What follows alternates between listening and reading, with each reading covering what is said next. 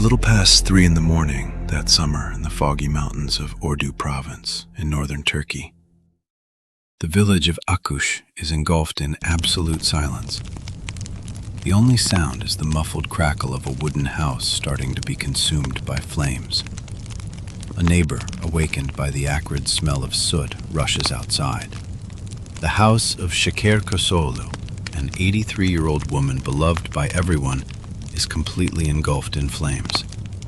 First responders barely manage to arrive along the winding roads.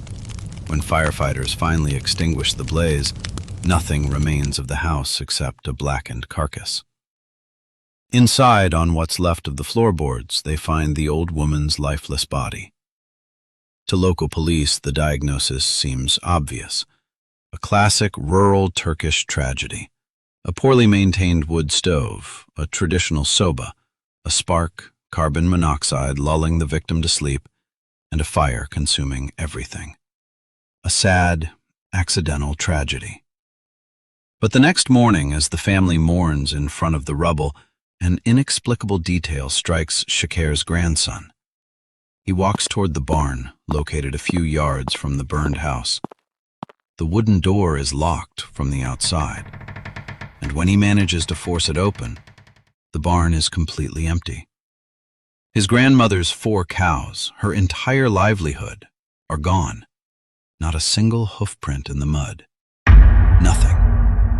What no one in this village knows at this precise moment is that poor Şeker was neither the first nor the last.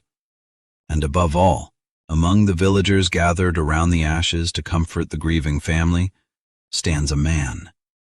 A neighbor with a gentle face. He's weeping with them. He's shaking their hands, his eyes welling with tears.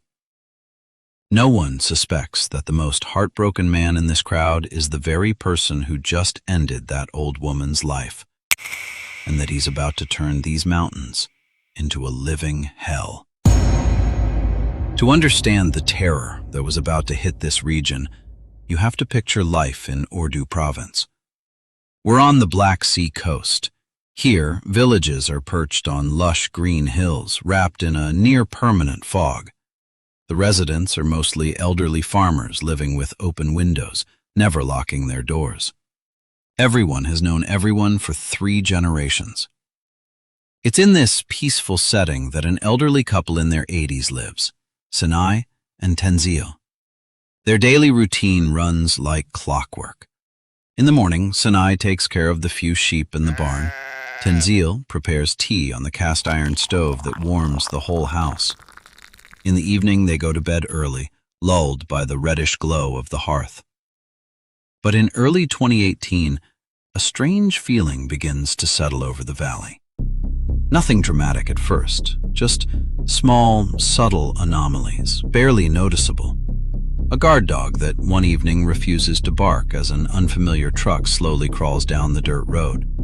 A neighbor noticing that his stovepipe seems to have shifted by half an inch, as if someone touched it while he was away. A door latch jammed in an unusual way. The elders blame it on the wind, old age, or fatigue. They even laugh about it over tea. Then, one night in February, the silence shatters. A fire breaks out at the home of an elderly man living alone a few miles away. By the time neighbors arrive, the flames have consumed everything. The medical examiner quickly concludes carbon monoxide poisoning following a stovepipe leak. 3 weeks later, in another isolated hamlet, a second tragedy. Same scenario: an isolated house, a night fire, a charred body. At this stage, no one connects the dots. The local press talks about bad luck, a wave of carelessness linked to the harsh winter cold. Authorities simply remind residents to check their heating systems. Yet in the shadows, the predator has already begun his hunt, and the tension slowly starts to rise. As these tragedies multiply, a theory begins circulating in the area. Villagers become convinced that an extremely opportunistic gang of cattle thieves is taking advantage of the panic caused by these accidents to plunder isolated farms. Because every time a house burns down, the victim's livestock mysteriously vanishes. Police focus their investigation on poaching networks and illegal meat trades. They look for transport trucks. They suspect ruthless thieves preying on farms struck by tragedy. Let's step back for a moment. Rewind. It's the night of Shaker's death, the old woman I told you about at the beginning. Let's look at the scene from another angle. If you had been standing at the edge of the woods around 2 in the morning, you wouldn't have seen a spark accidentally fly from the stove. You would have seen a shadow slip through the kitchen window without making a sound. The shadow was wearing military camouflage. In his hands, a roll of heavy-duty duct tape and long plastic zip ties. The man moves through absolute darkness. He knows the layout of the house by heart. He glides into Şeker's bedroom. Before she can even utter a scream, powerful hands clamp down on her face. He isn't looking for quick cash. He knows exactly what he's doing. He binds the poor woman's wrists and ankles with the plastic zip ties. Then, methodically, using pliers, he cuts the gas line or tampers with the stovepipe to concentrate toxic fumes inside the sealed room. While the victim slowly suffocates in the dark, the stranger calmly steps outside, retrieves the cows from the barn, loads them into the back of his pickup truck hidden under tree branches, walks back toward the house, sets it on fire to erase any sign of forced entry, and locks the barn door from the outside to delay suspicion. 2 days later, this man is right there among the crowd of grieving villagers. He kisses the hands of the victim's children, saying, "What a tragedy. May God grant her paradise. If you need anything at all, I'm here." The cynicism is absolute. Month after month, the death toll keeps rising. 4 dead, 7 dead, 10 dead.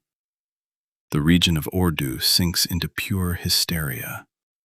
Residents no longer dare to light their stoves for warmth despite sub-zero temperatures.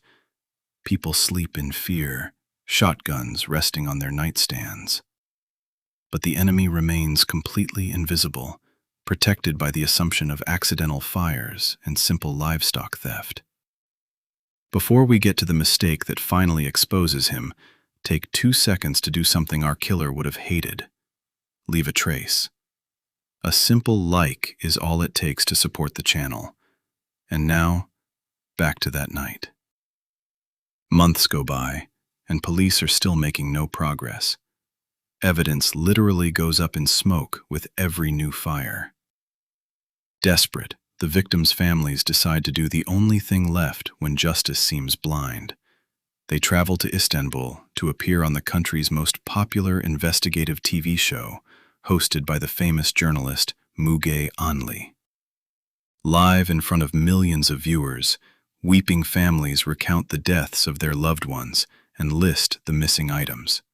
Cows, sheep, but also old cell phones or worthless knickknacks. That's when the trap begins to close. During the live broadcast, the phone lines blow up. A local resident from a neighboring district calls in and says, "Wait a minute.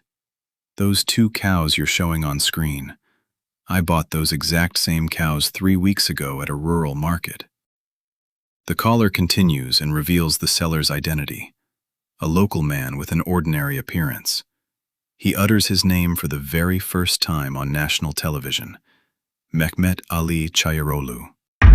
Police immediately descend upon the man's isolated farm. At this point, investigators think they're simply conducting a raid for stolen livestock. They expect to find a small-time country fence who bought the animals after the fires. In the barn, officers do indeed find the stolen animals. But as they step inside the house, the mood changes entirely. In a back room, they stumble upon a full military commando kit, camouflage outfits, dozens of rolls of heavy-duty duct tape, firearms, and hundreds of large plastic zip ties. This isn't the gear of a cattle thief. In the back of a closet, law enforcement discovers an entire cabinet filled with neatly arranged items: charred cell phones, gold jewelry stained with soot, ID cards belonging to people who died months earlier in so-called stove accidents. It's at this exact moment that the terrifying truth dawns on investigators.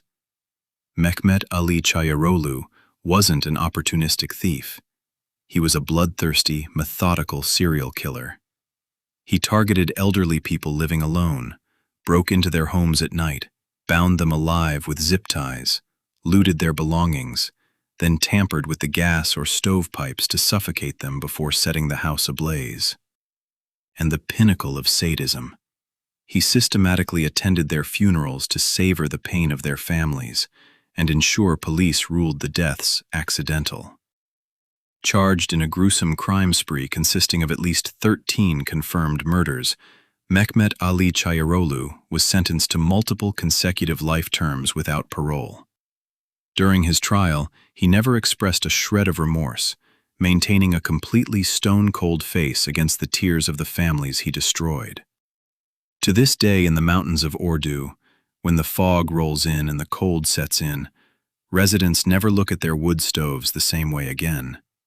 And one question will forever haunt the region: how many accidents in these isolated valleys were actually the work of the monster of Ordu before someone finally noticed the footprints in the snow?